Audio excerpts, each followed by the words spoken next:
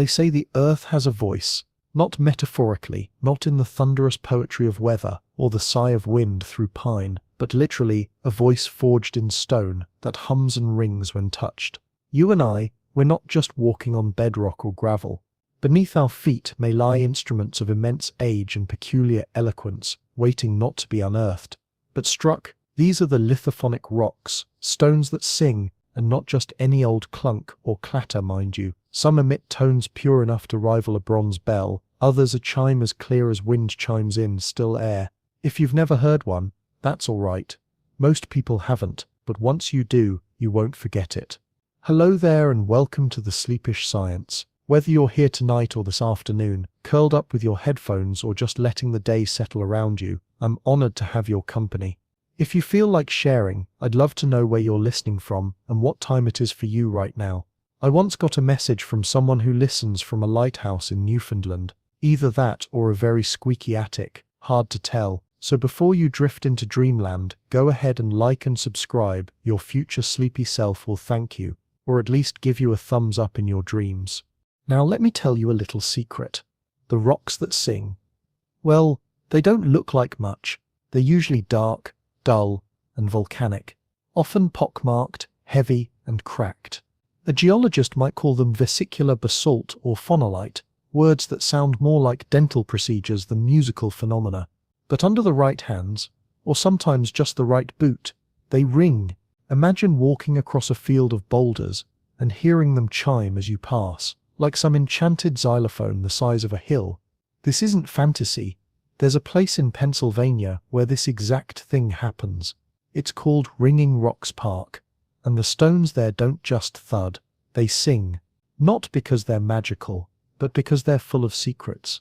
That field has intrigued scientists for more than a century. In the late 19th century, a curious man named Benjamin Franklin Fackenthal, yes, quite the name, was among the first to write seriously about them. He wasn't a geologist by training, but he knew a marvel when he heard it. Since then, researchers from Princeton to Penn State have lugged tuning forks, hammers, and recorders into the field, trying to figure out why some stones ring and others remain stubbornly mute. And here's the curious thing, not all the stones ring. Even in the same field, many are completely sonically inert, which is to say boring. The ones that do ring only do so when lifted slightly off the ground or balanced on edge. It's like they need to feel light to find their voice. An oddly poetic condition for a boulder, don't you think? Researchers like Dr. Richard Fass of Lafayette College have noted that the stone's musicality depends on both their internal structure and their support, or lack thereof, from the ground. Their density, microcracks, and even the alignment of cooling fractures from their volcanic origin seem to matter. But the mystery endures. No single factor explains it all. Some think it's all about internal tension, the sort of tension you might find in a pane of glass before it shatters. In fact, metallurgists working with pre-stressed alloys have noted similar acoustic behavior in dense materials on the verge of change. The stone, in its own slow way, is holding its breath. And then there's the matter of temperature. Some lithophonic rocks change pitch slightly, with warmth or cold. On a hot summer day, a chime might flatten just a little. In the cold of morning, the same stone sings sharp. It's as if the rock responds to the weather the way a cello does to humidity. All of this hints at something bigger. The earth isn't just still and solid. It's responsive. It's filled with tensions and echoes. And sometimes it plays back. In Mali, there is a place where stones produce metallic pings when tapped. In Vietnam, whole lithophone ensembles were once carved and played in royal courts. Across the globe, in forgotten valleys and museum archives, the story of singing stones has been playing out quietly. Until now, it's easy to dismiss it as coincidence. Rocks don't want to make music. But then again, no bird invented song for our ears either. And yet, here we are. What you're hearing isn't just physics, though physics plays its part. It's not just folklore, though there are stories by the handful. What you're hearing is a question. Why would a rock ring? And why do we hear it? We'll follow that vibration through jungles and temples, quarries and labs, into volcanoes and down fault lines. But we begin, always, with that odd little ring in the stone, the note that shouldn't exist, because once you hear it, the world doesn't sound quite the same. The first time I heard about ringstones in Africa, I assumed it was another translation oddity, a poetic turn of phrase for something mundane, like the singing sands that squeak beneath your feet in certain deserts. But then I saw a photo, a wide, flat rock with smooth, worn depressions, like a giant's hand drum left behind in a rush, and beside it, a man holding what looked like a smaller stone poised mid-air, ready to strike. It wasn't poetry, it was percussion. In southern Africa, particularly in regions now part of Zimbabwe and Botswana, certain sacred stone sites have been known for generations to speak when struck. The best known among them is the Matobo Hills, a rolling granite landscape dotted with cave art, burial sites, and naturally resonant rock formations. Local oral histories describe these as places of listening, where elders went not to speak but to hear, and the stones, it seems, had plenty to say. In the early 20th century, colonial surveyors and missionaries recorded hearing locals produce bell-like tones from certain boulders in these highlands. One account described a plangently ringing sound echoing from a granite dome during a rainstorm when a boy absent-mindedly tapped it with a piece of wood. I love that image. There's something marvelously accidental about it, like the earth revealing its secrets only when no one's paying too much attention. More recently, researchers such as Dr. Lee Berger, yes, the paleoanthropologist famous for ancient hominid finds, have noted the archaeological overlap between lithophonic sites and early human habitation zones. In fact, one curious pattern emerged in several locations across Africa. Caves with rock art also contain naturally resonant stone walls or floors, not always, but often enough to raise a finely arched eyebrow. In the Ninsengwini rock art shelter in Eswatini, for instance, a shallow cave of painted sandstone includes several panels that emit different tones when struck. The notes aren't loud, more like the knock of fingernails on crystal. But if you sit quietly, preferably without a tour group jostling past, you can feel it, a hum in your chest, a resonance that's not entirely explainable by echo alone. And here's the twist. These tones match up with specific figures in the rock art, dancing figures. Antelope, spirals, almost as if the ancient artists chose their canvas not just for its location or visibility, but its sound. Archaeomusicologist Dr. Rupert Till has explored this idea in other parts of the world as well, arguing that early humans may have selected or altered spaces for both visual and sonic qualities. In his studies of ancient Irish tombs and Maltese temples, he even discovered frequencies that seem to amplify low vocal tones, producing a sort of bass reverberation perfect for chant or drone. But back to the stones. Across the Indian subcontinent, especially in Karnataka and Tamil Nadu, certain temple complexes house what are known locally as musical pillars, carved granite columns that emit distinct notes when tapped. Some temples, like the Vithala temple in Hampi, boast entire courtyards of these sonorous supports. Though these are clearly shaped by human hands, their function remains debated. Were they musical instruments, architectural flourishes, or something more ceremonial? Perhaps the most telling clue lies in the echoing halls of the Mandu fort in Madhya Pradesh, where massive slabs of stone in the Rewa-Kund palace complex ring when struck, allegedly used to alert guards across distances. It's practical and poetic, as most good inventions are, and it wasn't limited to temples. Near the village of Anashpur, there's a naturally occurring lithophonic rock formation, affectionately called bell rock by locals. Hikers strike it with pebbles to coax out a three-note chime that carries oddly far. While no one knows who first discovered it, oral history insists it's been known since the time when cattle still talked. Which I suppose puts us squarely in the realm of sacred storytelling. But isn't that the fascinating overlap here? Science and myth rarely dance so closely. In Africa and Asia alike, the rocks that sing have been considered divine, trickster-made or omens. Not just curious geological accidents, they were part of the world's logic. Among the Dogon people of Mali, there are tales of stones that could speak to the sky. In Nepal, Buddhist monks chant beside stone stupas said to resonate during storms. And in Java, sound-producing rocks are left uncut by quarry workers out of quiet respect, just in case. After all, how would you feel if someone tried to mine your piano keys? In some communities, these ringstones were used in rituals meant to communicate with spirits, ancestors, or weather deities. Not because they made music in the modern sense, but because their sound was rare. Not wind, not animal, not voice, something other. In this context, lithophonic rocks served as boundary objects, mediators between natural and supernatural, silence and song. Their tones marked transitions, day to night, storm to calm, life to afterlife. It's telling that many such stones were left uncarved, even when nearby rocks were quarried into idols or shelters. To silence a singing stone, in some cultures, was to break a sacred accord, and so the ringing persisted, sometimes barely heard above the birdsong, sometimes resounding through canyons, a sound not quite of nature, not quite of art, something between. In recent decades, more researchers have begun mapping these sites globally. Dr. Stephen Waller, an acoustic archaeologist, has proposed that some stone circles and cave chambers were chosen for their sonic properties, spots where echoes behave oddly, or certain pitches amplify unexpectedly. His field recordings reveal subtle drones and pulsing rhythms that emerge when low-frequency sounds are introduced into these ancient spaces. It's a little like listening to the earth, remember something. And perhaps that's just it. The singing stones aren't merely geological quirks. They are places where memory lingers. Not just human memory, but the memory of pressure, temperature, time. When they ring, they speak in a language older than ours. Which leaves us with a wonderful question.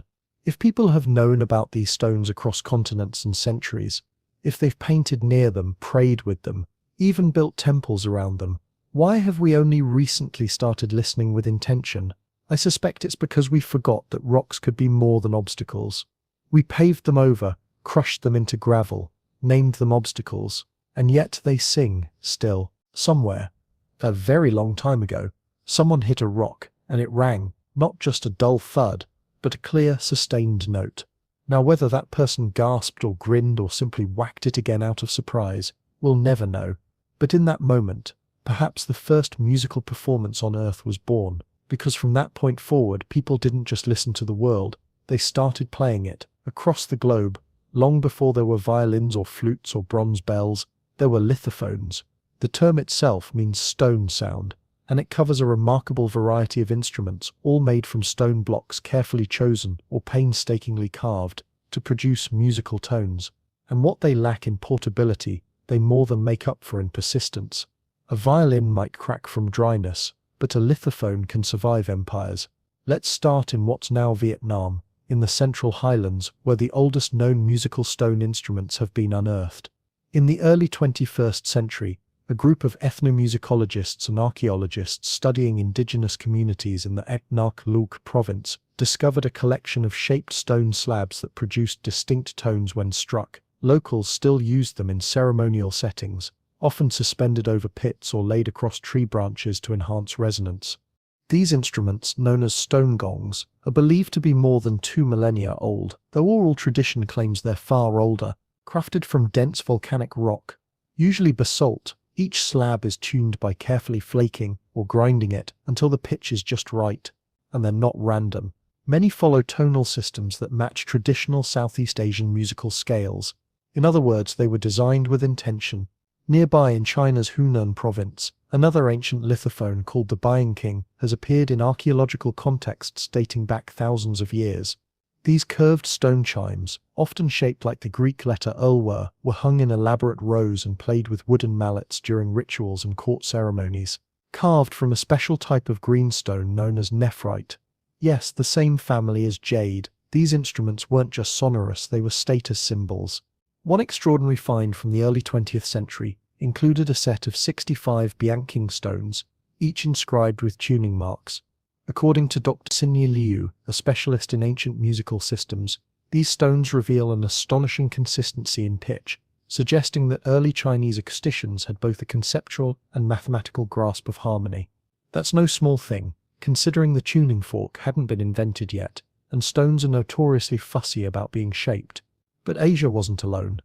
The islands of Vanuatu hold oral histories of volcanic stones used in drumming rituals, particularly those associated with storm deities. In Papua New Guinea, ceremonial stones were placed near waterfalls to enhance their tones, the rushing water acting as a natural amplifier. And in parts of the Solomon Islands, musical stones are still used today in rites of passage and mourning. Now let's leap over to Europe. In what is now the Czech Republic, a curious artifact was discovered in a Bronze Age burial, a long flattened slab of tonal stone buried with a man believed to be a shaman or chieftain. Nearby were fragments of a striker tool and carved bones etched with rhythmic markings. It's tempting, perhaps dangerously so, to imagine the man as some kind of prehistoric percussionist. But if the stone rang, and he knew it, then music might have accompanied his leadership or his departure. Meanwhile, Scotland holds one of the more puzzling entries in the lithophonic catalogue, the Clash na Cuadan, or Rock of the Tub. Located in Inverness, this stone was said to produce a hum when washed with spring water and gently struck with a branch. It was believed to reveal the moral character of the washer, which sounds both mystical and terrifying. I imagine many an anxious bachelor testing his fate after a date gone sideways. And then of course there's Greece. Ah, Greece, the land of liars and logic. It might surprise you to learn that some ancient temples, especially those in Delphi and Epidaurus, are believed to have incorporated lithophonic design. Recent studies by acoustician Dr. Ines Xenakis, no relation to the avant-garde composer, have suggested that certain paving stones in these temples resonate at frequencies close to the human voice's lower range. When pilgrims walked or chanted in unison, the very floor beneath them would subtly reinforce the sound. Not loud enough to be consciously noticed, perhaps, but enough to create a feeling, a swell beneath the ribs. Sonic enhancement, built right into the architecture. If the earth is an instrument, then the ancients were tuning it, and yet most of these discoveries were accidental. A hunter resting his tool on a rock, a worker noticing an echo, a child banging two stones together out of boredom. The path from percussion to performance has never been straightforward. Consider the story of the musical stones of Skiddaw in England. In the late 18th century, a man named Joseph Richardson began collecting sonorous stones from the Lake District. He'd noticed that certain pieces of hornfels, a dense metamorphic rock, produced bright, clear notes when tapped. Over the course of more than a decade, he shaped and tuned an entire stone xylophone nearly 3 meters long. It took him 7 years just to select the stones. 7 years. That's longer than many relationships. He went on tour, performing everything from hymns to patriotic marches on what he called the Rock Harmonicon. Queen Victoria reportedly approved. I imagine her foot tapping politely under several layers of petticoat. Today, Richardson's instrument still survives, on display in the Keswick Museum. Visitors can view it, but no one is allowed to play it anymore. Not because it's fragile, but because the museum staff say the sound causes a bit too much excitement, which may be the only time in history that percussion on rocks has been considered a threat to public order. The story of lithophonic instruments is a reminder that humanity's musical impulse runs deeper than language, deeper even than memory. We didn't just invent music, we discovered it, bit by bit, in the materials around us. Some people molded clay into flutes, others stretched sinew into strings, but some clever, patient souls just listened for the stones that already had something to say, and then they played them. There's a sort of primal honesty in a stone. It does not lie, or at least not on purpose. It reveals what it is, slowly over time, grain by grain, fracture by fracture, and some stones, it turns out, reveal something else. A song, but to understand how a rock might come to sing, we must start not in silence, but in fire. Most lithophonic rocks, those that resonate when struck, have volcanic origins. That's no coincidence. Volcanic processes involve extremes, high temperatures, rapid cooling, violent pressure changes. It's this choreography of chaos that gives some stones their unique internal structures, and with it, their voice. Let's picture it. Deep beneath the Earth's surface, molten rock, what we might call magma before it sees the light of day, moves through ancient channels, charged with gases like carbon dioxide and sulfur dioxide. As it pushes upward, it carries not just heat, but a kind of potential, the potential to become anything from granite to obsidian, to a perfect ringing boulder. When this molten material finally erupts through fissures, cones, or the kind of dramatic skylines that make headlines, it begins to cool, sometimes slowly, forming vast sheets of granite or basalt. But other times, especially when it meets air or water, it cools in seconds. The result can be a glassy, fractured material full of tension, a kind of geological candy shell waiting to be cracked. These rapid cooling stones often trap gas bubbles, forming what geologists call a vesicular structure. Each of these tiny cavities alters the stone's density, its balance, and most importantly, the way sound travels through it. You can think of them like the holes in a flute or the spaces in a violin's body. Where there is void, there is resonance. But not all bubbly rocks sing. The pitch and clarity of a lithophonic rock depend on many factors including mineral composition, grain size, and internal stress. For instance, basalt, a common volcanic rock, is often sonorous because it's dense and fine-grained, yet prone to cooling quickly enough to trap those crucial pockets of gas. And when that basalt forms in lava flows that are both thick and slow-moving, it can develop into thick slabs with just the right balance of strength and brittleness to ring like a bell. A fascinating example comes from the Kola region in southern India, where ancient volcanic activity left behind long columns of phonolite, a rock with a misleading name that implies sound. And indeed, when struck, some of these columns produce low gong-like tones that can be heard across fields. In fact, the name phonolite comes from the Greek for sounding stone, and early European geologists were startled by its musicality. Studies by researchers like Dr. Emma Mattox, who specializes in the physical acoustics of igneous rocks, have shown that phonolite's internal structure includes interlocking crystals of alkali feldspar and nepheline, a combination that reflects and refracts sound in complex ways. Mattox's lab even used laser vibrometry to measure how vibrations travel through phonolite samples and found that they sustain frequencies better than most rock types.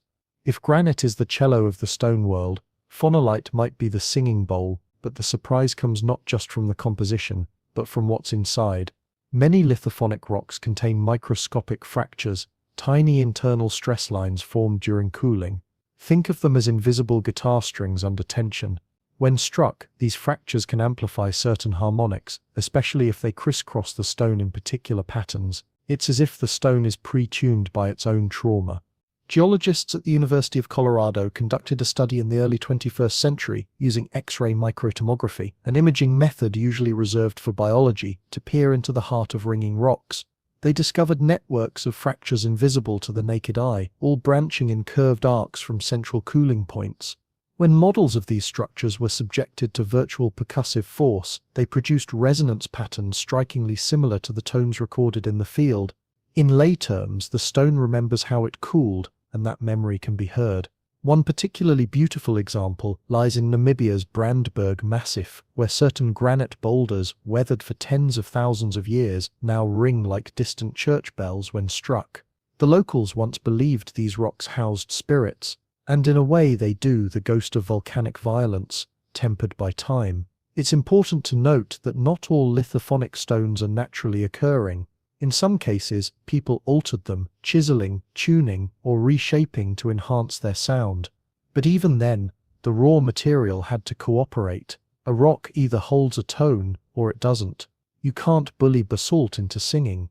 Consider the peculiar case of the Lake Superior agate fields, where geologists in the mid-20th century found small, dense stones that emitted high-pitched pings when tapped.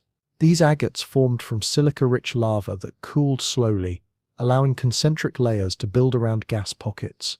The result, a naturally hollow sphere of quartz with acoustic potential. Sound engineers later used similar structures as models for designing speaker enclosures. Even obsidian, the volcanic glass prized for arrowheads and scalpels, has been found to exhibit tonal properties, though its notes are typically sharp and short-lived, like a bell that doesn't quite finish ringing.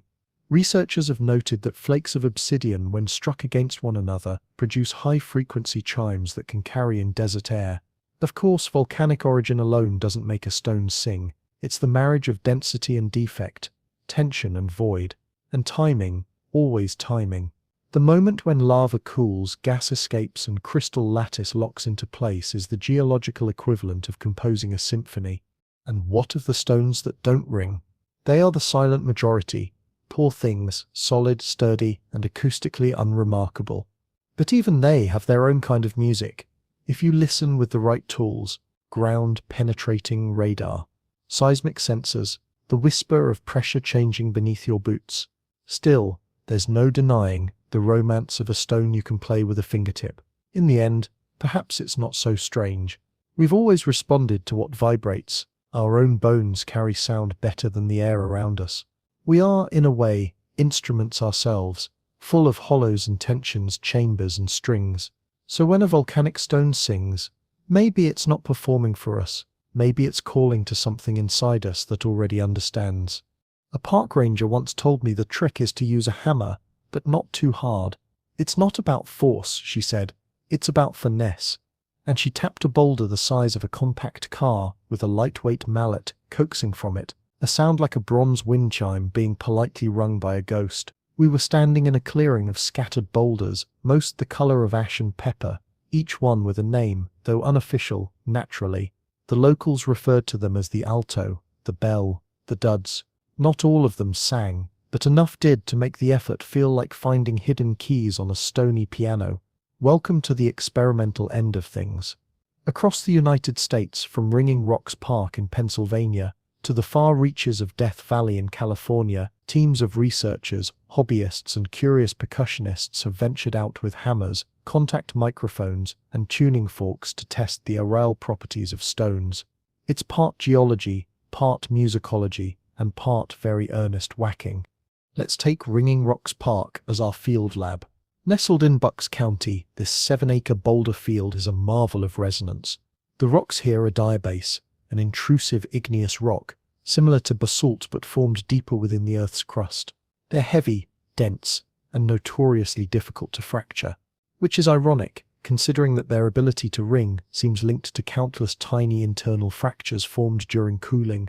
Geologist Dr. Richard Fass conducted one of the earliest systematic studies of these rocks in the mid-20th century. He used audio spectrum analyzers to measure the tonal responses of over 150 boulders, documenting everything from pitch and sustain to overtone presence.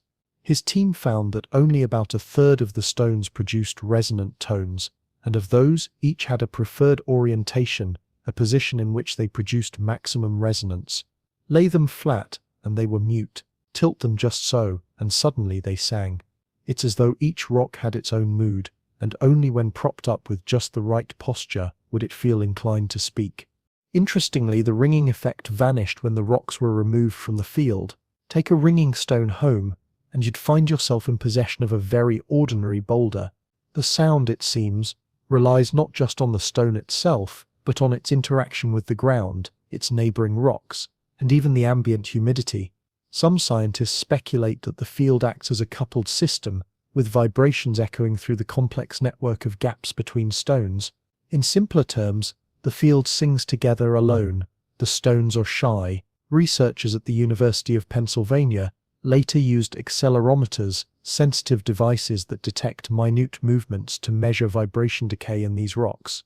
They found that resonant stones produced oscillations lasting up to 5 times longer than non-ringing counterparts. This is particularly surprising given that diabase isn't especially elastic, it doesn't bend or flex easily. But in these stones, internal stress from uneven cooling has created subtle pressure differentials that behave like built-in tension springs. Tap one, and the whole structure rings like a wine glass. Similar experiments have been carried out in other locations. In Montana, a granite outcrop near the Madison Range produces a low bell-like tone when struck with a rubber mallet. Here, the acoustic response was strong enough to record from over 20 meters away. In Colorado's Garden of the Gods, some sandstone fins have been known to produce soft hums when vibrated at just the right frequency, a phenomenon studied by Dr. Julia Nyquist, who used drone-mounted sensors to scan acoustic hotspots. Her team's conclusion: some rock formations act as passive amplifiers for low-frequency environmental sounds. Wind, footsteps, distant machinery, even the call of ravens can set these structures subtly resonating, though the effect is usually below the threshold of human hearing. When enhanced through contact microphones and filters, however, the sound is unmistakable, a low, continuous hum like a cello holding its breath. In the United Kingdom, amateur geologists and musicians alike have taken to lithophone hunting across northern fells and moors. Social media groups share coordinates of promising stones, often accompanied by videos of gloved fingers tapping out nursery rhymes on boulders.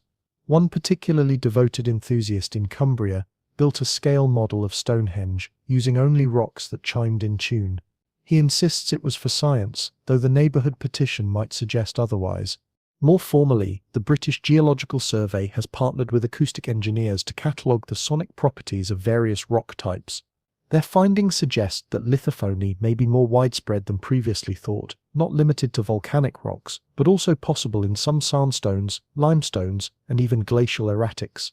The unifying trait isn't composition but internal architecture, a mix of porosity, elasticity, and fracture geometry, and it's not just percussion. In one rather beautiful experiment in New Zealand, a group of sound artists built an entire installation using resonant basalt columns from a coastal outcrop. Rather than striking them, they suspended the stones vertically and used transducers devices that convert electrical signals into vibration to play the rocks via low-frequency sound waves. The result was an eerie chorus, like the earth dreaming underwater. That's the fascinating thing about lithophonic experimentation. It's a field that invites collaboration between scientists, artists, musicians, and the occasional child with a stick. It challenges us to ask, what makes a rock musical? Is it the shape, the setting, the listener? And perhaps more provocatively, has the earth always been playing a quiet music? We simply lacked the ears to hear. Even now, some national parks have begun, including sound walks on their interpretive trails, routes where visitors are encouraged to listen for subtle geophonic effects. It's a way of reframing the landscape not just as visual or ecological, but acoustic. The hills are not just alive with the sound of music. They may be producing it. In every experiment, whether academic or accidental, the same principle holds: sound as a form of touch. When you strike a stone, you're not just testing its density, you're shaking its memory. And when it sings back, that's not noise, that's history humming.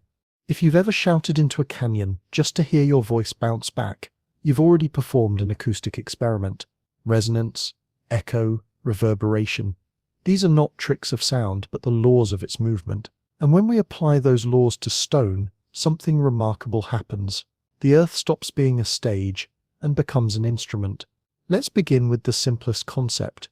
Resonance. In physical terms, resonance is what occurs when a material or space vibrates at its natural frequency in response to an external stimulus. Strike a wine glass just right, and it rings. Strike it too softly, and it mutters too hard, and it breaks. The sweet spot lies in the harmony between the energy given and the energy absorbed.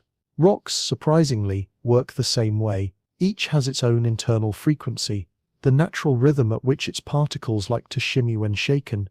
This frequency depends on multiple factors: mineral content, grain structure, size, shape, and the presence of internal flaws or air pockets.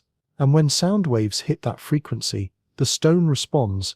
It hums, rings, or in some cases, buzzes like an enthusiastic insect. Now, sound itself is simply vibration, molecules jostling one another in a wave. In air, these waves travel quickly but dissipate fast. In solid stone, they travel slower but farther, especially if the material is dense and uniform. That's why seismic waves, those deep trembling echoes of tectonic movement, can pass through entire continents. The Earth, quite literally, is a sound conductor. To make this more tangible, consider the work of Dr. Gabriele Chiari, an Italian geophysicist who specializes in archaeoseismology. In his field studies of ancient temples in Crete and Turkey, he used ground-penetrating radar and portable vibrometers to measure how the structures reacted to footfalls, drumbeats, and even whispered chants. His team found that certain courtyards amplified specific frequencies, usually in the range of the human voice, creating what he called acoustic sanctuaries. It turns out some sacred spaces were not only built for the eye, but for the ear. And that principle doesn't stop at temples. Natural rock formations can exhibit similar behavior. Think of a cliff face that echoes your voice back, but only at a certain pitch, or a boulder that rings like a bell when tapped in one spot, but falls silent in another. These are examples of selective resonance, when sound energy is absorbed or amplified depending on its frequency and the stone's structure. This is where vibration comes in. Not all vibration is audible. In fact, much of what we experience as physical feedback from the environment is below our hearing range. This infrasound, vibrations at frequencies lower than 20 cycles per second, is produced by everything from ocean waves to elephants, and yes, by rocks. In 2018, a team led by Dr. Sophia Hargreaves from the University of British Columbia conducted an in-depth study of resonant frequencies in volcanic boulders. Using laser Doppler vibrometry, they mapped how different sound waves traveled through various rock types. Their findings: Some stones have internal patterns that guide vibration like grooves in a vinyl record, allowing certain frequencies to loop within the rock before dissipating. These loops are what create that lovely ringing tone. They're little standing waves trapped in stone, shaking back and forth between mineral boundaries until the energy runs out. And if you think about it, that's not so different from what happens in a cathedral's pipe organ or inside a cello's wooden body. One particularly poetic example lies in the lava fields of Iceland, where partially hollow basalt tubes formed by ancient lava flows produce flute-like sounds when struck or when wind passes through them. The Icelandic term for these features roughly translates to wind harps, and locals consider them part of the living landscape. Some even believe they hum louder before storms. Which brings us to a lesser-known aspect of acoustic geology: environmental resonance. Certain stones or formations can act as passive detectors of atmospheric changes. As air pressure shifts, so does the resonance of hollow or porous stones. Field recordings from researchers in Patagonia have captured changes in rock tones corresponding with barometric dips, suggesting that some rocks are, in a way, barometers in disguise. Then there's the matter of interaction. Resonance isn't just about one object vibrating. It's about the relationship between an object and its surroundings. A lithophonic stone on soft soil will absorb vibration differently than one sitting on dry granite. Add moisture, temperature variation, or even the angle of sunlight, and the resonance can shift again. The song of a stone is always contextual. To better understand this, some researchers have created synthetic rock structures with adjustable acoustic properties. At the Swiss Federal Institute of Technology, a team built a modular lithophone out of ceramic composites, allowing them to fine-tune vibration paths. Their aim? To model how resonance in natural rocks could inform future architectural acoustics, especially in earthquake-prone areas. If a building can be designed to tune out seismic frequencies, it might just stay standing a little longer. And then there's the human brain. Our perception of sound is deeply influenced by expectation and familiarity. A stone that rings at the perfect fifth above middle C may sound musical, while one that rings at a dissonant interval may seem dull or jarring. But that's us imposing our own auditory biases on the earth. Which raises a fascinating thought. What frequencies might other creatures favor? Could certain birds, bats, or even subterranean animals be attuned to lithophonic cues we overlook? It's not far-fetched.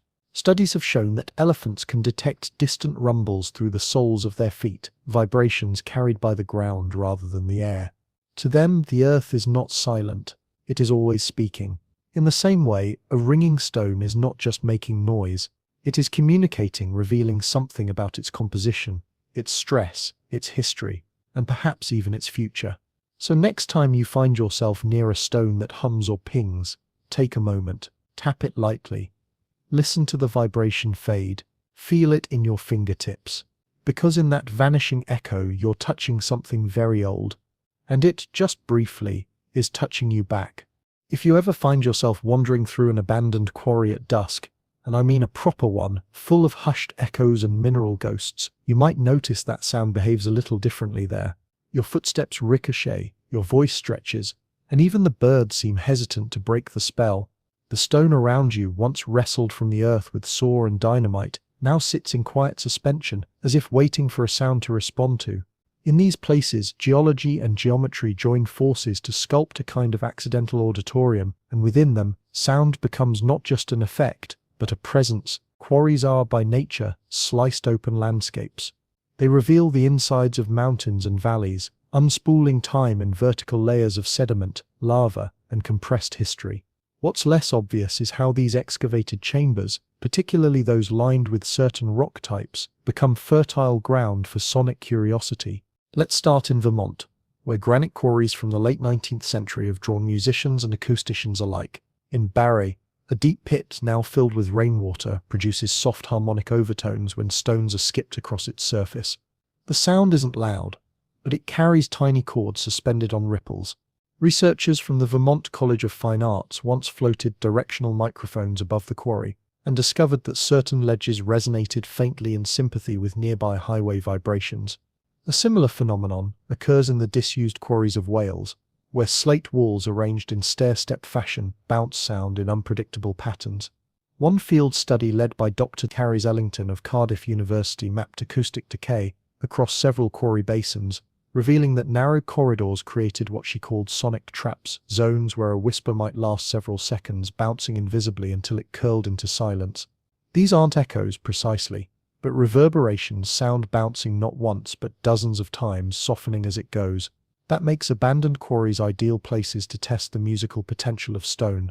Without interference from soft soil or rustling trees, the raw geometry of rock becomes the dominant conductor, and that's when the experiments begin.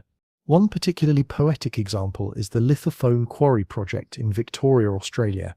Founded by sound artist Tobias Reichman, the project invited musicians to compose pieces using only the natural tones of quarried stone.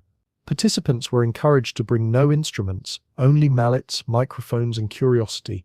Over the course of 3 weeks, they transformed a disused basalt quarry into an open-air concert hall. Each performance was different, shaped by weather, time of day, and the shifting positions of the players. Some stones rang bright, like xylophones. Others thudded gently, like distant footsteps. None repeated exactly. And then there's the work of Dr. Pauline Leclerc from the University of Strasbourg, who has studied acoustic decay in limestone chambers. Her team used balloon pops, drum strikes, and controlled sine wave pulses to examine how sound moves through quarried spaces. One unexpected result: in certain vaulted quarries, low-frequency vibrations lingered up to 3 times longer than in open air. The shape of the chamber, it seems, created pockets of suspended resonance, akin to the Helmholtz resonator effect, found in old ceramic jugs or even the human ear. These findings are more than just curious. They suggest that human activity, digging, blasting, carving, can inadvertently create acoustic phenomena where none existed before. In the process of shaping the land for extraction, we've built unintentional amphitheaters, many now forgotten or fenced off, where the stones remember how to sing. In some cases, the stone's own qualities have played a part. At the Rosendale Cement Company in New York, former miners recall tapping on dollarstone pillars to judge their stability, listening for the clear ping that indicated structural integrity. A dull thud, by contrast, meant hidden fractures. This wasn't superstition. It was practical lithophony, using resonance as a diagnostic tool. In Finland, granite quarries turned into ice storage sites in winter have been reported to emit low groans during freeze-thaw cycles. Researchers from the University of Helsinki have placed seismometers inside these abandoned spaces and recorded infrasonic tones produced by expanding ice in fractured stone. When accelerated for playback, the recordings resemble whale calls, sonorous, slow, and oddly emotional. Even in active quarries, sound plays an unspoken role. Blasting engineers often listen for specific tonal cues after detonations, gauging the success of a charge by the way the rock falls. It's a kind of geological stethoscope, one where resonance reveals the rock's internal cohesion or lack thereof. But perhaps the most enchanting quarry story comes from Japan's Inujima Island, where abandoned copper smelting quarries have been repurposed into a contemporary art installation. Sound sculptor Akio Suzuki arranged a series of lithophonic stations across the site, each one calibrated to respond to visitor interaction. The stones are tuned to specific pentatonic scales, chosen to harmonize with the wind patterns of the island. When the breeze is strong, the stones hum on their own. Here, the boundary between natural and artificial, found and formed, becomes wonderfully blurred. That's the allure of quarries and stone chambers. They remind us that space itself can be an instrument, that a chamber of rock shaped by dynamite or erosion or time can hold and shape sound in ways no concert hall ever quite matches. More intriguingly, they reveal that lithophonic potential doesn't always lie in untouched wilderness.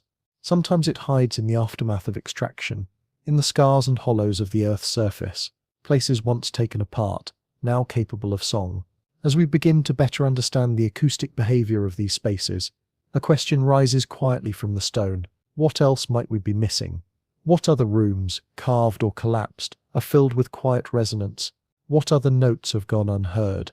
And might we learn to play them, not with hands but with attention? Long before we had words like resonance, fracture pattern, or vibrational decay, we had stories. And in those stories, the stones were never silent. They groaned, sighed, wept, and sang. They warned of danger, marked sacred ground, or echoed the footsteps of gods. In nearly every culture touched by ringing stones, there lies a myth or memory to explain the phenomenon. Because when something as solid and mute as rock suddenly makes a sound, people tend to listen and then to wonder. One of the oldest surviving traditions comes from the Great Lakes region of North America, where the Anishinaabe people tell of the bell rocks, stones said to ring out when misfortune approached.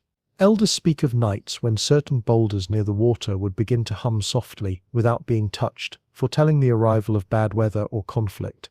Whether this was due to wind-driven vibration or the natural tension of freeze-thaw cycles is beside the point. What matters is that the stones were treated with respect. Children were told not to climb them, and adults left offerings nearby, tobacco, feathers, or braided sweetgrass. In one particularly enduring legend, a bell stone was said to have saved an entire village by ringing uncontrollably one night. The villagers, sensing an omen, packed their belongings and fled inland. A sudden flood came 2 days later, sweeping away everything the stone had not warned. Similar stories emerge from sub-Saharan Africa. Among the Luba people of present-day Democratic Republic of the Congo, certain sacred stones were believed to contain ancestral voices. These weren't just symbolic echoes. The stones were struck during ceremonies, often with specific rhythms, to summon the presence of the dead. In this context, lithophony wasn't an anomaly. It was a medium. The ringing wasn't the point. It was the message. One boulder, now known locally as the talking stone of Kananga, emits a resonant bell-like tone when tapped in one precise spot. The surrounding rock is silent. Local oral historians say it was once used to resolve disputes. Elders would ask questions of the stone, and the clarity of its ring was interpreted as a sign of truthfulness. The tone would allegedly shift depending on who did the asking. A sociologist might call this a method of social cohesion. A geologist might point to differential weathering or internal cavities. But to those who stood around the stone, it was simply justice, sounding itself out. In Ireland, where myth and megalith tend to walk arm in arm, the Logia Foal on the hill of Tara was once said to roar when touched by a true king. Though the modern replica sits silently, historical texts describe a thunderous sound associated with coronation rituals. While the roaring may have been ceremonial, a drum hidden nearby, perhaps the story persists. The idea that stone could affirm or deny a ruler captures something primal in our psyche. We want the earth to speak, and when it does, we listen. Over in the Philippines, there are legends of singing boulders deep in the jungles of Mindoro Island. These stones, often covered in moss and barely visible among the underbrush, are said to sing when the rain falls just right. Indigenous Mangyan communities believed these were sleeping giants, snoring gently as the rain tickled their backs. Elders discouraged disturbing them, not out of fear, but respect. No one wants to wake a giant prematurely. And then there's the legend of the chime stones of Xi'an, in central China, said to be gifts from the celestial realm. These boulders were believed to contain music from the stars. During the Tang dynasty, emperors were known to send envoys to collect samples from certain cliffs known for their sonorous stones. Though the instruments crafted from these materials eventually fell out of favor, the belief that certain stones chose to sing lingered for centuries. Even today, fragments of these rocks are kept in some temple treasuries not as instruments but as relics like fossilized hymns. Closer to the equator, in the Andean highlands, stones that ring are often linked to the rain spirits. In Quechua folklore, certain mountain stones are said to weep audible tears in the dry season, ringing faintly in the midday heat. Some believe this sound comes from thermal contraction. Others say it's the sorrow of the Ampas, the spirits of the mountains missing the rains. Pilgrims leave small cairns and prayers, written on paper or etched into leaves, to encourage the return of water and song. What unites all these stories across continents and climates isn't just that the stones sing, it's that people listened, not passively, not analytically, but reverently. The ringing of a stone was never just a sound, it was a statement, an omen, a whisper from the old world. In this way, lithophonic rocks became cultural punctuation marks. They marked places of transition between lands, seasons, lives. They were thresholds, and the sounds they produced, rare, precise, and often unpredictable, were interpreted as messages from beyond ordinary perception. Of course, modern science is more cautious. It prefers the language of mineral inclusions, vibrational frequency, and internal stress. But even now, with all our instruments and equations, we haven't quite explained everything. Some ringstones behave inconsistently, some only sing under certain weather conditions, some appear to go silent for decades, only to begin ringing again after an earthquake or landslide. It's as if the stones themselves change with time, and perhaps they do.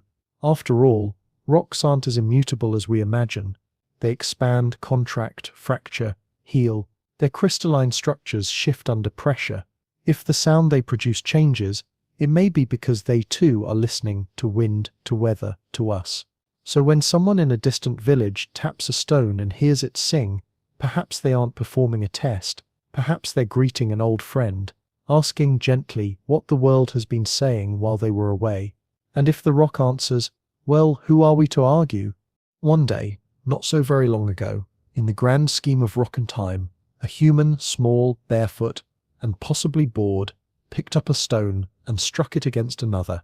The sound that followed might have startled them, it might have delighted them, or perhaps it simply stood out, sharper than birdsong, clearer than rustling leaves, different than the dull clunks of everyday stones.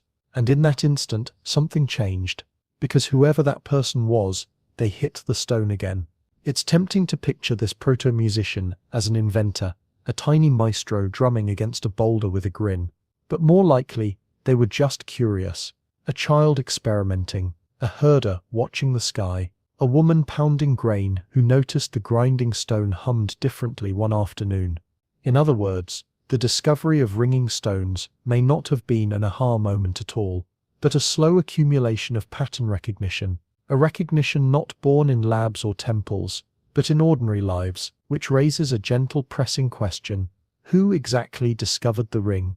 The first time a human heard a lithophonic tone, it probably wasn't deliberate. It might have happened during tool-making, when one stone struck another to fashion a cutting edge. Archaeologists studying Paleolithic tool sites have noted that flakes from certain rocks, especially volcanic glass or dense chert, emit sharp, musical clicks as they break away.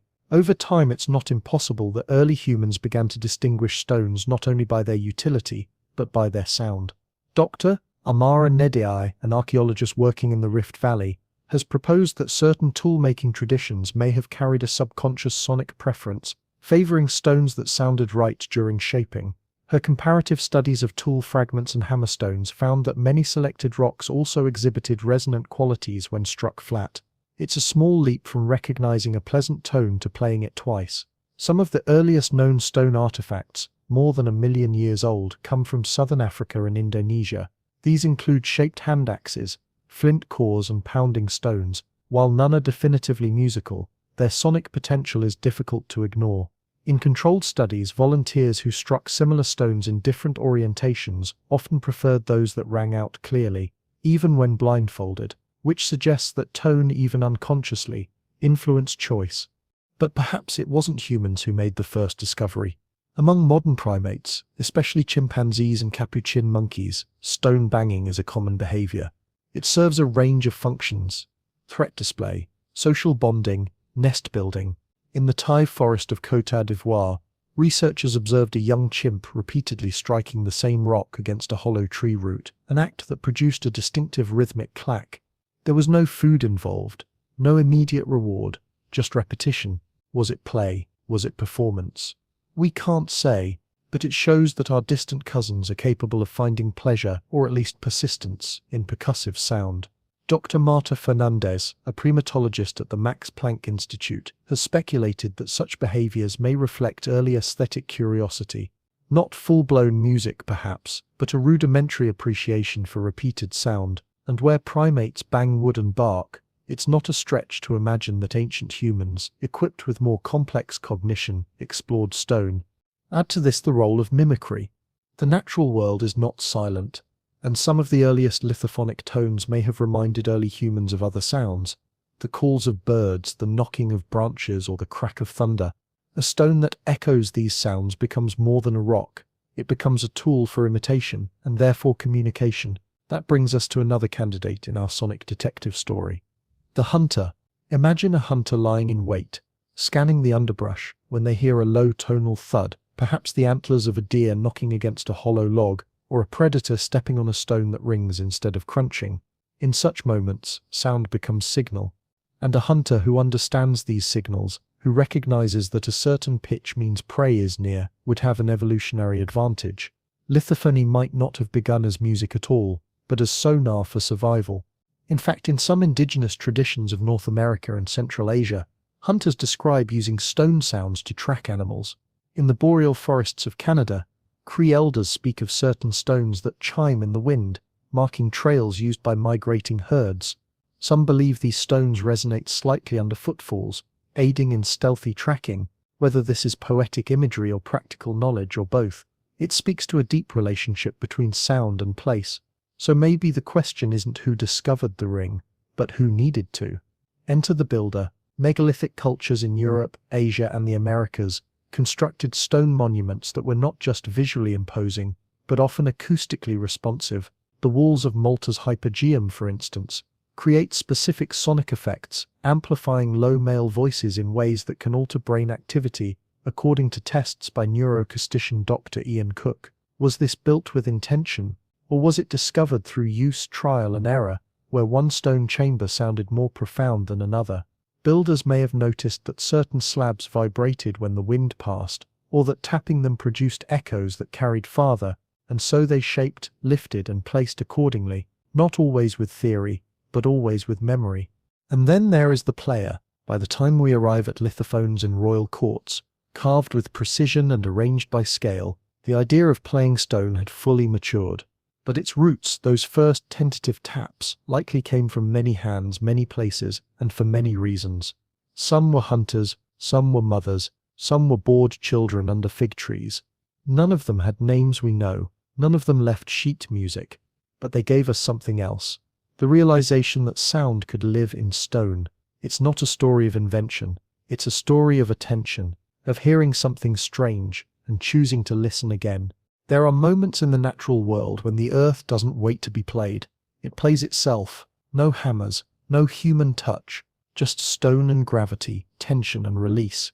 A boulder shifts, a mountain exhales, a fault line trembles, and the result is sound. Sometimes deep, sometimes fleeting, sometimes unmistakably musical. It's a reminder that lithophony doesn't only arise from our curiosity. Sometimes, the earth composes its own symphonies. Let's begin with rockfalls. When large stones tumble down a slope, whether due to rain, wind, or just the weight of time, they often collide in sequence, producing a series of resonant impacts. Geophysicists studying landslides have recorded these events using seismic microphones. What they've found is remarkable. Not only can the vibrations be detected kilometers away, but the sequence of impacts creates a kind of percussive pattern, one that reflects the size, speed, and shape of the falling rocks. Dr. Melanie Drouet of the French Geological Survey likens these sequences to geological Morse code. Her team analyzed recordings of rock slides in the French Alps and discovered that certain stone types produced distinctive sonic fingerprints, clear, ringing strikes that punctuated the low rumble of debris. The ringing tones, captured by high-speed acoustic sensors, offered clues about the presence of resonant lithophonic rocks, activated entirely by gravity. But even without movement, rocks can sound. Consider the phenomenon of frost cracking. In places where temperatures fluctuate around the freezing point, water seeps into microscopic fractures and stone freezes, expands, and eventually causes the rock to fracture. But before it breaks, it sings. The sudden release of built-up tension produces sharp metallic pops, audible in quiet forests or mountain passes on cold nights. Hikers in northern Canada have described hearing these rock snaps echo across frozen valleys like the striking of invisible bells. Acoustic engineer Dr. Lai Wen, working with remote audio stations in Alaska, documented these spontaneous lithophonic events during winter surveys. Her team noted that the pitch and volume of these sounds depended on the stone's internal composition and existing microfracture network. Basalt and granite tended to produce higher-pitched cracks, while sedimentary rocks like shale offered duller, shorter snaps. When mapped over time, these sounds revealed subtle stress points in the landscape, a kind of sonic prelude to geological change. Then there's the haunting voice of the earth itself, seismic booms. While we usually associate earthquakes with shaking ground and rumbling noise, they often produce tonal elements as well. In certain conditions, tectonic plates shifting deep underground generate infrasonic pulses, vibrations far below our hearing threshold. But when these waves interact with specific rock formations, they can be converted into audible frequencies. In parts of Mexico and Turkey, residents near fault zones have reported hearing low hums or brief ringing sounds moments before an earthquake. Known colloquially as earth groans, these phenomena are difficult to study in real time, but researchers have proposed that lithophonic materials near stressed fault lines may act as natural amplifiers, converting deep tectonic pressure into fleeting sonic events. Takahiro Sato, a seismologist at Kyoto University, has explored this theory using accelerometers embedded in rock outcrops near the Nankai Trough. His findings suggest that under certain conditions, shear stress in crystalline rocks can produce harmonic overtones, what he describes as the Earth's harmonic sigh. While subtle, these tones could be used to identify zones of accumulating tension. Even deserts sing. One of the most mystifying lithophonic events on the planet is the phenomenon of booming sand dunes. In several desert regions, including the Sahara, the Namib, and parts of Nevada, sliding sand can produce sustained resonant tones, sometimes lasting several minutes. These booming dunes, as they're called, emit low-frequency hums that can be heard over a kilometer away, and while they may sound like engines or distant thunder, they're all natural. The sound is produced when sand grains, uniform in size and moisture, cascade down a slope in a synchronized flow. As each grain strikes its neighbor, vibrations build and reinforce one another, eventually escaping as sound. Researchers like Dr. Nathalie Friend at the University of Cambridge have studied this effect using slow-motion video and embedded microphones. Her team found that the dune's internal temperature, grain size, and slope angle all affect the pitch and duration of the boom. Essentially, the dune becomes a vibrating drumhead made of sand. While not traditional lithophony, since the grains aren't solid stone in the way basalt is, it shows that even particulate rock can produce music under the right conditions. Elsewhere, glaciers play their part. When massive ice sheets crack, groan, or calve into the ocean, the underlying bedrock often responds with its own signature. These icequake events produce tonal vibrations in the stone beneath, some recorded as eerie, drawn-out howls. In Greenland, audio logs from seismic stations have captured what glaciologists call bedrock singing, a complex resonance caused by ice pressing into valleys of solid granite. These tones can last for hours and shift with the rhythm of melt and refreeze. The Earth doesn't always need drama to sing. Sometimes it hums softly in the background.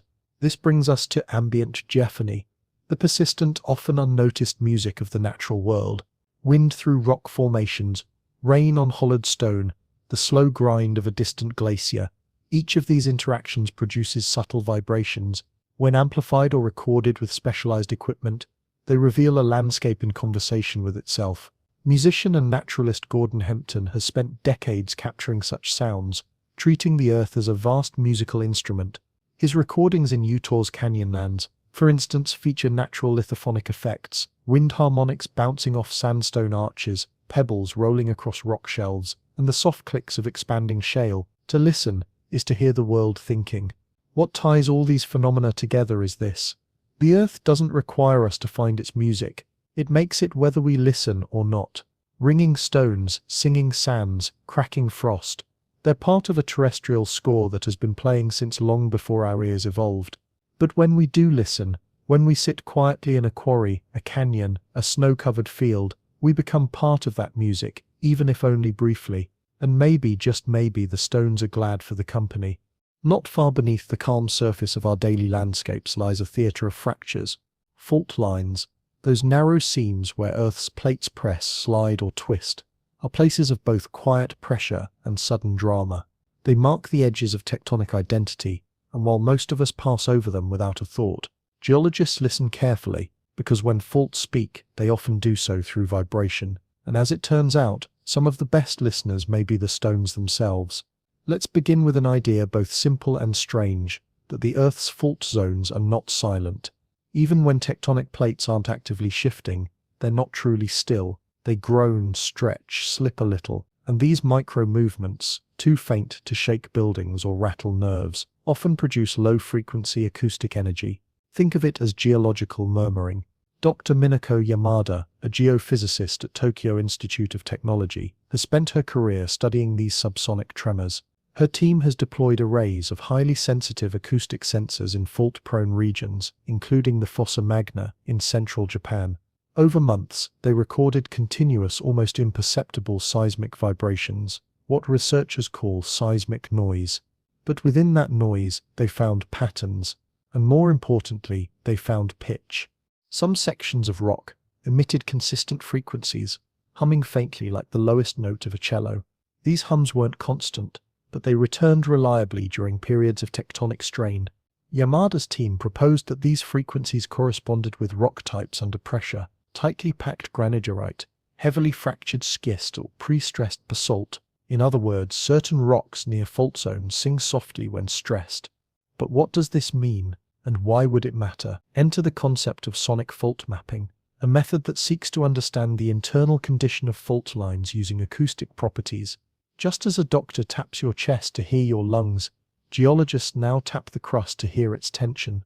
And ringing stones, those with naturally resonant frequencies, may serve as ideal diagnostic tools. At the University of Nevada, Dr. Hassan Rahim's team experimented with lithophonic stones embedded along minor fault lines. They attached vibration sensors to these stones and then monitored how their resonant frequencies shifted over time. The findings were surprising. As strain built in the surrounding ground, the ringing tones subtly flattened. The stone's internal tension changed their acoustics, slightly lowering the pitch as if burdened by anticipation. And the effect wasn't random. In replicated lab settings, applying lateral pressure to resonant stone samples produced measurable, repeatable pitch changes. The stone's tone became a kind of indicator, revealing how much stress it carried, like a taut guitar string bending under a tremble. This led to a new hypothesis: could naturally ringing rocks, especially those situated near faults, serve as early indicators of tectonic stress? The idea is still in its infancy, but in places like the San Andreas Fault, researchers have begun installing acoustic monitoring systems near naturally sonorous rock outcrops. These systems, powered by solar panels and tucked discreetly into crevices, listen not for earthquakes themselves, but for pre-quake changes in tone, what some call lithoacoustic precursors. One pilot study detected subtle shifts in ringing frequency up to 36 hours before a minor seismic event. That alone doesn't prove causation, but it does suggest correlation. It implies that the Earth may offer hints, whispers of strain before it shouts, and the technology for listening is evolving fast. Acoustic sensors, once bulky and power-hungry, can now be embedded into smartphone-sized devices. Paired with machine learning algorithms, these devices can distinguish between environmental noise like wind or rainfall and true tectonic tone shifts. In short, we're building ears into the landscape, trained not just to hear but to understand. But it's not all high-tech. Sometimes simple tools yield insight. In Iran's Zagros Mountains, a team of field geologists working with the University of Tehran used handheld mallets and portable spectrometers to test rocks near known fault fractures. In some sites, they found naturally occurring lithophonic boulders whose tones shifted slightly depending on the time of day, presumably due to thermal expansion and subsurface stress variation. Villagers in nearby settlements had their own explanation. They said the stones sigh with the sun and advised against striking them too often. They remember more than we do, one elder explained. Whether metaphor or method, that idea aligns neatly with modern observation: rocks under tension remember. And here's the truly elegant part. The most useful lithophonic stones aren't necessarily the loudest. In fact, the most telling ones are often subtle, stones whose tones change only slightly under pressure. Their sensitivity makes them ideal for detecting stress accumulation in faults. The Earth, after all, doesn't always announce its movements. Sometimes it hints, tests the tension, draws a breath. By mapping these responsive stones across fault regions, measuring pitch, tone shift, and vibration decay, geophysicists hope to build new predictive models, not to forecast every quake, but to better understand which areas are quietly straining and which are momentarily at rest. It's not prophecy, it's probability, grounded in sound. And while that research progresses, something quieter unfolds, a return to listening, not just measuring, or drilling, or modeling, but hearing, a practice older than instruments. As ancient as the first time someone struck a stone and heard it sing, perhaps this was always the deeper value of lithophony, not as novelty, but as a language, a way to eavesdrop on the inner life of the Earth. The fault lines hum, the stones respond, and we at last are learning to hear. Imagine the Earth with its ear pressed to itself, listening, not just reacting, feeling its own tensions, its own tiny fractures growing. Now imagine that we could hear what it hears, not through seismic graphs or satellite data, but through the very stones beneath our feet. A bell slightly out of tune, a ring stretched thin, a hum just this side of silence. That's the hope behind a quietly emerging field of science. Lithoacoustic stress detection. The idea is simple to state and thrillingly complex in practice. Could ringing stones, those that change tone when stressed, serve as natural indicators of shifting tectonic strain? And more than that, could we learn to read those tonal changes as warnings before an earthquake occurs? For centuries, people living near fault zones have described strange pre-seismic phenomena, odd animal behavior, flickering lights, unusual sounds. Many of these signs were dismissed as anecdotal, but modern science has started to examine them with new tools. Among these early signals, low-frequency sound changes, far below the threshold of human hearing, stand out, and in some cases they're coming not from deep underground but from the rocks themselves. Enter the research team at the Swiss Seismological Service, who in collaboration with ETH Zurich have begun placing contact microphones on naturally resonant stones situated in seismically active areas. These sensors record the stone's acoustic profile continuously, their dominant pitch, vibrational decay time, overtone presence. The system runs autonomously, flagging deviations in real time. Over several months, they noticed an intriguing trend. Slight shifts in tone, often less than a semitone, occurred hours or days before minor tremors. Not enough to shout about, but enough to listen harder. The working theory is that stress accumulation along a fault line subtly compresses or distorts nearby lithophonic stones. These shifts affect the stone's internal structure, altering the tension within microfractures, slightly changing density and mineral boundaries, or influencing the elasticity of the stone's matrix, all of which, in turn, change the way it resonates. It's the same principle that causes a tuning fork to change pitch when cooled or heated. The body of the stone is telling us something. We just need to learn its dialect. Dr. Alondra Vega, a structural geologist from the University of Chile, has expanded this work along the Liquiñovqui fault. Her team deployed a network of lithoacoustic nodes, each anchored to a locally sourced resonant boulder across the fault's length. These nodes monitored pitch, amplitude, and atmospheric variables like temperature and humidity. What they found surprised even the cautious. In 3 separate instances, the pitch of these stones dropped significantly, by roughly 10 Hz within 48 hours of moderate seismic activity. That drop, though imperceptible to human ears, was consistent across multiple stones. Her conclusion? The rocks were acting as passive sensors of strain, shifting pitch as tectonic tension increased. Skeptics might point out that stones aren't uniform instruments. They're messy. Their behavior can be influenced by rainfall, sun exposure, animal interaction. All true, but machine learning systems can now parse these variables, comparing data from hundreds of stones simultaneously, filtering out false positives, and highlighting patterns that repeat over time and geography. The result isn't prophecy, it's probability, an echo, however faint, of what the ground might be preparing to do. In Taiwan, where the Eurasian and Philippine sea plates meet in a famously unstable embrace, government-funded researchers have begun incorporating lithoacoustic monitoring into traditional seismic infrastructure. The idea is to use naturally ringing rocks as an additional data layer, an analog warning alongside digital ones. In one recent trial, researchers noted tonal shifts in 5 of 7 monitored stones before a shallow earthquake struck near Hualien. The event was minor, but the alignment of acoustic warning and seismic result was enough to encourage further funding. And while the technology develops, indigenous knowledge has offered its own contributions. In the Andes, Quechua-speaking elders speak of sleeping rocks that sing when restless. They describe listening not for loud tones but for subtle changes in how stones feel underfoot, more brittle, more sensitive, more alert. These observations, passed down orally, resonate with the scientific hypothesis that rocks under stress change their vibrational profile. Similarly, in parts of northern India, elders describe boulders that sound flatter before monsoon-triggered landslides. While these tonal descriptions are metaphorical, they match what field researchers have found. Stones subjected to water pressure and soil movement do lose tonal clarity. Their resonance becomes muddy. A stone ready to fall does not ring true. Some of the most ambitious work in this area comes from an international collaboration known as the Litho Watch project. Their goal is to create a global lithoacoustic map, a network of stones embedded with sensors across major fault zones, listening for tonal shifts. Part of the project includes open-source data, allowing anyone with a tuned stone and a basic microphone to upload findings. It's scientific crowdsourcing with a poetic edge. Already, citizen scientists from New Zealand to Nepal have joined, testing their local stones with field apps and small mallets, contributing pitch data to a growing database. Some discoveries have been unexpected. Stones previously believed acoustically inert revealed tonal activity during specific temperature conditions.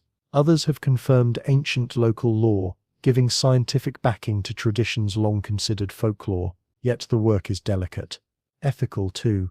There's a risk of misinterpretation, of panic sparked by misunderstood tonal shifts. There's also the deeper philosophical question of how we treat the stones themselves. If we begin to monitor and instrument them like machines, do we lose something of their mystery?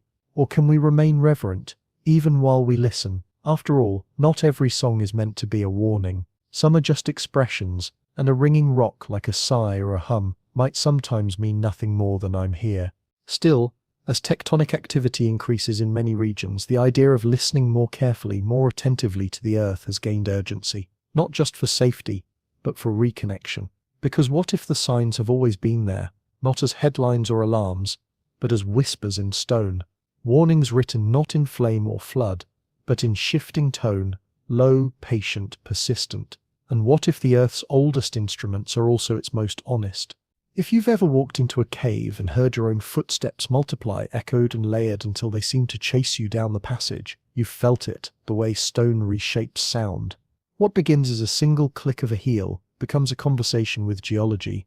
Now imagine using that same principle not to startle bats, but to map the hidden structure of the Earth. This is the promise of sonic tomography, a method of imaging subsurface structures by observing how sound waves move through stone. It is, in essence, an echolocation for geology. And like many good ideas, it was inspired by something ancient and something simple: listening. Let's begin with the bones of the method. In medical tomography, you may know the process as a CT scan, a series of X-ray slices used to build a picture of your insides. Sonic tomography works similarly, but instead of radiation, it sends mechanical waves, sound pulses, through rock or soil. By measuring how quickly and cleanly those waves travel, geophysicists can infer what lies beneath faults, voids, mineral veins, or fracture zones. The speed of sound in rock is not constant. It depends on density, composition, moisture, temperature, and even microscopic cracks. When a wave hits a fault, it slows. When it enters solid basalt, it might accelerate. When it encounters a cavity or a tunnel, it might reflect entirely.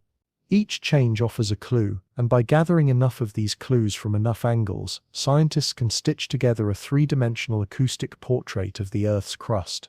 Dr. Jaswinder Mandeep, a pioneer in applied seismacoustics at the Indian Institute of Technology, has used sonic tomography to investigate ancient temple foundations in earthquake-prone regions. His work involves placing geophones, ultra-sensitive vibration sensors around a structure, then generating controlled sound pulses with small mechanical impacts or hammer strikes. The data collected shows where the foundation is sound and where fractures or subsidence might pose a threat. In one memorable case, his team discovered an undocumented underground chamber beneath a 1,000-year-old step well, hidden not by shadows but by sound. This technique is now spreading beyond archaeology into broader geological surveying. Mining companies use sonic tomography to scan for weak zones in tunnels. City engineers use it to check for sinkholes beneath roads, and in areas with known seismic risk, sonic maps help identify where stress is accumulating, often in combination with other acoustic methods, including lithophonic monitoring. But one of the most compelling developments has come from teams combining sonic tomography with natural lithophony, using naturally resonant rocks as both sound sources and receivers. At the University of Naples, a joint study led by geologist Dr. Sofia Citrangolo and acoustic physicist Dr. Paolo Indelli focused on Italy's Apennine fault systems. They began by identifying lithophonic stones in the region, those known to ring when struck. By strategically tapping these stones and recording the time it took for sound to reach sensors buried nearby, the team built detailed models of the surrounding rock mass. The ringing stones acted like organic tuning forks, transmitting controlled vibrations across the landscape. It was, in their words, a conversation with the mountain, and what they heard surprised them. In certain areas, sound traveled faster and farther than expected, suggesting zones of tightly compressed rock. In others, the waves bent or scattered, revealing fracture fields invisible from the surface. One set of data even showed how seasonal snowmelt subtly shifted internal stress patterns, changing wave behavior over time. These variations, minute, persistent, and measurable, offer a new kind of geological memory. Rocks may not record events like pages in a book, but they respond to what happens, and in that response we find a story. Sound also allows for mapping in places too delicate or dangerous for traditional excavation. In South America, deep beneath the cloud forests of Ecuador, a team led by Dr. Renata Orellana used sonic tomography to investigate a suspected fault beneath an indigenous sacred site. With no permission to dig and little desire to disturb, they instead worked with local elders to identify stones believed to respond when tapped. These stones, known by name, had been used in ceremonies for generations, using carefully timed acoustic pulses, nothing louder than a clap. They built a model of the subsurface layers. What they found confirmed both tradition and science, a network of tension-bearing faults and mineral interfaces running directly beneath the ceremonial platform. The earth, it seemed, had shaped the space long before people chose to gather there. Sonic mapping isn't limited to land either. In underwater archaeology, acoustic tomography is used to image submerged structures and shipwrecks. Sound travels differently through water-saturated rock, and this contrast can help reveal buried artifacts or coastal changes. In the Mediterranean, surveys near ancient port cities have uncovered entire streets hidden beneath silt, mapped not by digging, but by listening to the way sound ricochets through stone and sediment. What's remarkable is how little energy is required. While some methods use controlled explosions or heavy equipment, others rely on the gentlest taps or naturally occurring sounds, footsteps, wind vibrations, or distant thunder. Even the slow drip of water in a cave can become a signal, bouncing through limestone layers and returning clues about the voids it crosses. It's as if the earth is already speaking, and we've finally found a microphone sensitive enough to catch the whisper. There's also an artistic side. Sound artist and researcher Marla Daffa has collaborated with geophysicists to turn sonic tomography data into immersive installations. Using the raw acoustic signatures gathered from fault zones, she creates spatial soundscapes where listeners can walk through geological structures. These installations translate the unseen architecture of the earth into sensory experiences, revealing caves, shifts, and fractures as waves of tone and rhythm. In one gallery in Berlin, she even embedded lithophonic stones from Sicily into the walls, allowing visitors to strike them gently and add their notes to the layered soundscape. In this way, sonic mapping becomes more than science, it becomes conversation, a collaboration between human and stone, where data becomes tone, and tone becomes story. And what's perhaps most humbling is this: all of it was already there, the structure, the tension, the song. We didn't invent it, we just started to hear it. Stand still beside a ringing stone, and you may notice something curious. The sound fades quickly from the ear, but it lingers somewhere deeper, not just in the body, though you may feel it in your chest, but in that quiet place where memory begins. You may not remember the tone precisely, but you'll remember the feeling of hearing it, and that in its way is a kind of resonance too. Lithophony is not just a study of sound, it is a study of memory etched into the grain of rocks and the folds of our perception. When a stone sings, it is echoing not only its physical past, the lava that formed it, the cracks that shaped it, but also its human one, the hands that struck it, the ears that listened, the stories told about it under starlight or storm. In this way, a ringing stone becomes a memory carrier. Take, for example, the musical stones used in funerary rites across the highlands of Ethiopia. These dense, finely grained andesite slabs, collected only from specific valleys, were struck rhythmically during burial ceremonies.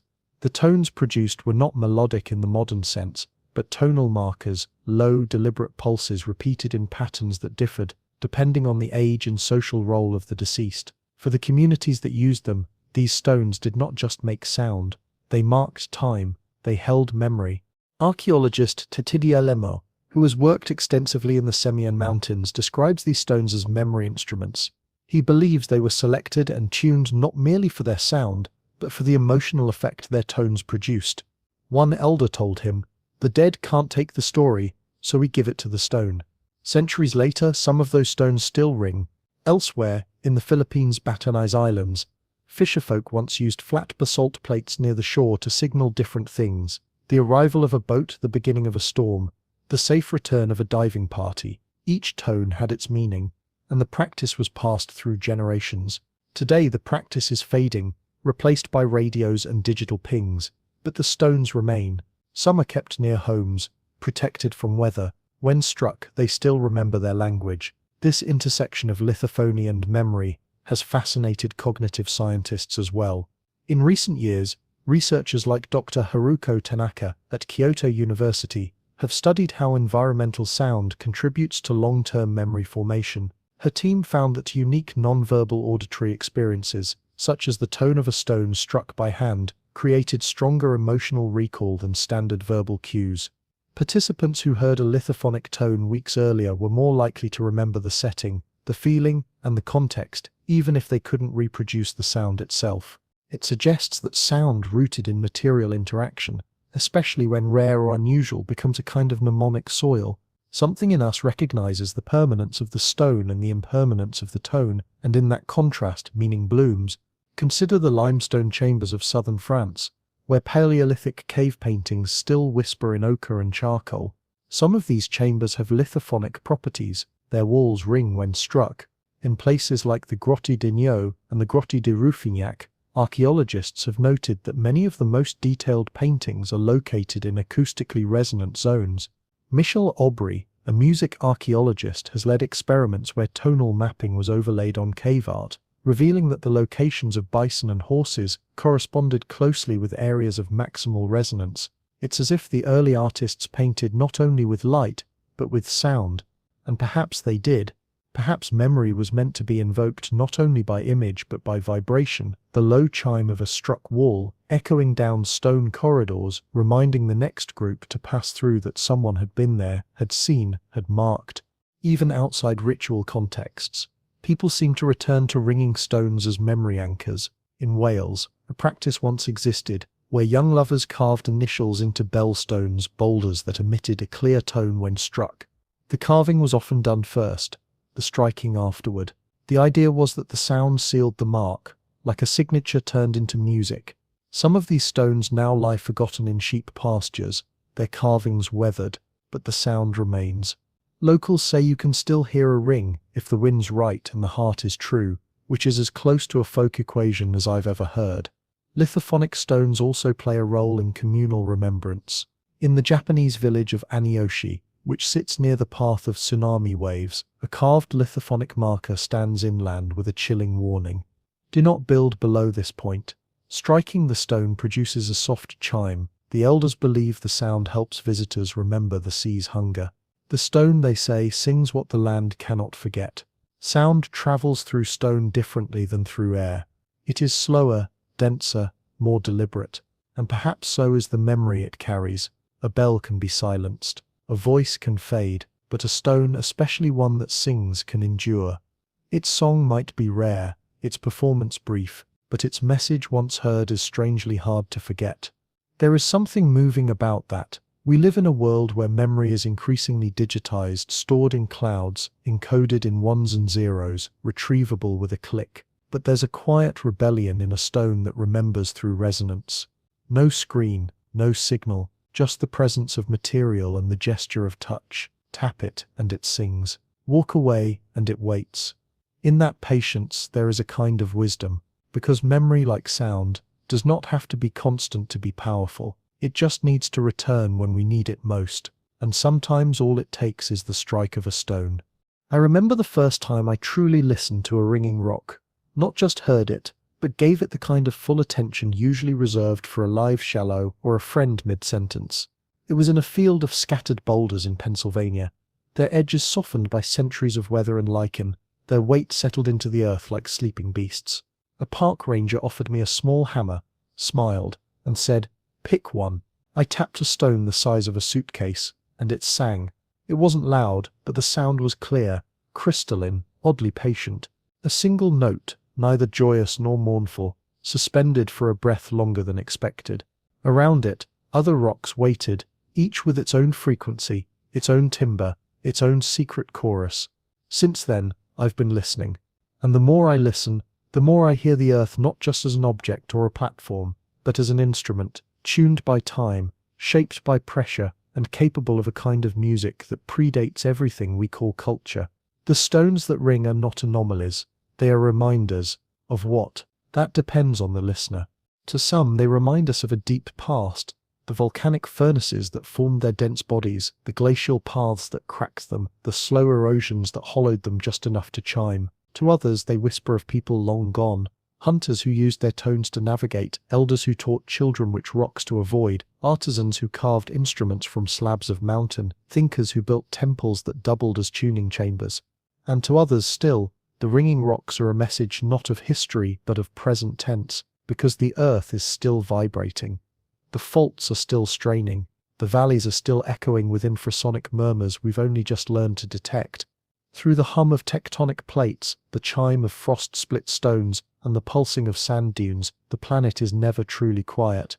It is in every sense alive with sound. Scientists today are listening in ways never imagined before. With contact microphones and laser vibrometers, with machine learning and multi-sensor arrays, we are translating the Earth's tones into data, into maps, into insights that could one day offer us warnings before disaster, or tools for understanding what lies hidden beneath our feet. But as we learn to record and model, we must also remember to wonder, because there is something undeniably poetic about the idea that rocks, so ancient, so seemingly still, can sing, that they can hold stress until it becomes song, that they can serve both as witnesses and participants in the ongoing story of a shifting planet. Lithophonic stones, from the Andes to the Alps, from deserts to seafloors, are more than curiosities.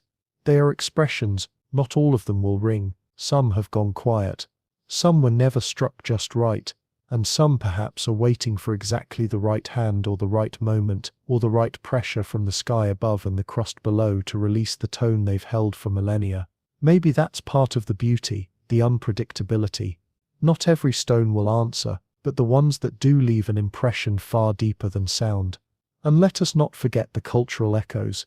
The stories wrapped around these stones are not just metaphors, they are ways of noticing, of making space for the possibility that even the inanimate has something to share, that even in silence a potential hum might rest, just under the surface. Some communities never forgot this.